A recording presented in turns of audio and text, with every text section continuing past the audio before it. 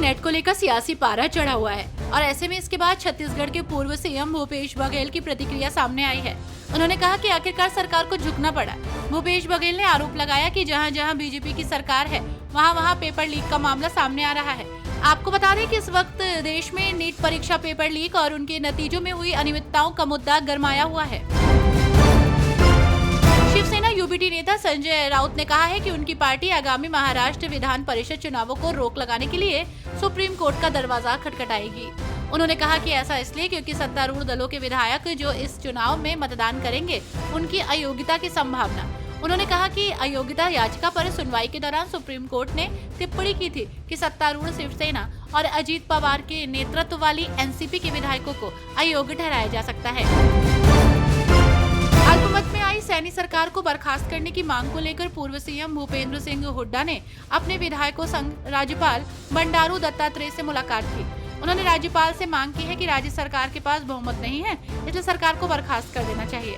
साथ ही उन्होंने ये भी कहा कि वो फ्लोर टेस्ट की मांग इसलिए नहीं करना चाहते हैं क्योंकि राज्य में हॉर्स ट्रेडिंग का खतरा है, इससे राज्य की बदनामी होगी। नीट और यूजीसी नेट परीक्षा में हुई गड़बड़ी को लेकर भाजपा और कांग्रेस अब आमने सामने हो गए हैं। गुरुवार को राहुल गांधी ने मोदी सरकार पर हमला बोला और भाजपा पर पेपर लीक का आरोप लगाया। भाजपा के राष्ट्रीय प्रवक्ता सुधांशु त्रिवेदी ने कहा कि केंद्र सरकार नीट परीक्षा को लेकर पूरी तरह सतर्क और संवेदनशील है। सरकार छात्रों के साथ कोई अन्याय नहीं होने देगी। जो लोग इसके लिए जिम्मेदार हैं, उनके खिलाफ सख्त कार्रवाई की जाएगी। इंडियन नेशनल लोकदल के नेता अभय सिंह चौटाला ने दावा किया है कि कुछ बड़े नेता जल्द ही कांग्रेस का दामन छोड़ने वाले हैं। उन्होंने कहा कि लोकसभा चुनाव में कांग्रेस को नहीं बल्कि इंडिया गठबंधन को वोट मिला है। अगर वो अकेले चुनाव लड़ती तो हरियाणा में उसकी सफाई हो जाती। साथ ही उन्होंने कहा कि 3-4 और सीनियर नेताओं को लेकर चर्चा है कि ये लोग भी जल्द कांग्रेस को अलविदा कहेंगे। 65% आरक्षण रद्द किए जाने पर बिहार के पूर्व उप मुख्यमंत्री तेजस्वी यादव की पहली प्रतिक्रिया सामने आई है।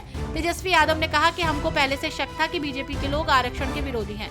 हम सरकार में थे तो जाति आधारित गणना कराई, आरक्षण बढ़ाया। हमने भारत सरकार से आग्रह किया कि इसे 9वीं अनुसूची में डाल दिया जाए ताकि सुरक्षित रहे।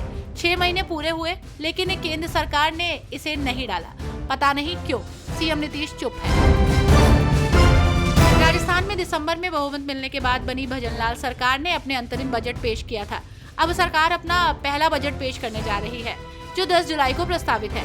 ऐसे में हर क्षेत्र से मांगे उठने लगी हैं। मेवाड़ की बात करें तो यहाँ भी लंबे समय से कई मांगे हैं, जिसको लेकर मेवाड़ के जनप्रतिनिधियों ने सीएम भजनलाल शर्मा के साथ बैठक कर बजट में मांगों को शामिल करने के लिए निर्णय लिया है। महाराष्ट्र विधान परिषद की 4 निर्वाचन क्षेत्रों के आगामी चुनाव में 4,29,000 मतदाता 55 प्रत्याशियों की राजनीतिक तकदीर का फैसला करेंगे। अधिकारियों ने गुरुवार को ये जानकारी दी। राज्य विधानमंडल के उच्च सदन के मुंबई स्नातक, मुंबई शिक्षक, नासिक शिक्षक और कुंकण स्नातक निर्वाचन क्षेत्रों में द्विवार्षिक चुनाव 26 जून को होंगे और परिणाम 1 जुलाई को घोषित किए जाएंगे। इन सीट पर चुनाव इसलिए जरूरी हो गया है क्योंकि वर्तमान सदस्यों का कार्यकाल जुलाई में पूरा हो रहा है। यूजीसी नेट परीक्षा रद्द करने के खिलाफ छात्र संघ एनएसयूआई ने शिक्षा मंत्री धर्मेंद्र प्रधान के आवास के बाहर प्रदर्शन किया।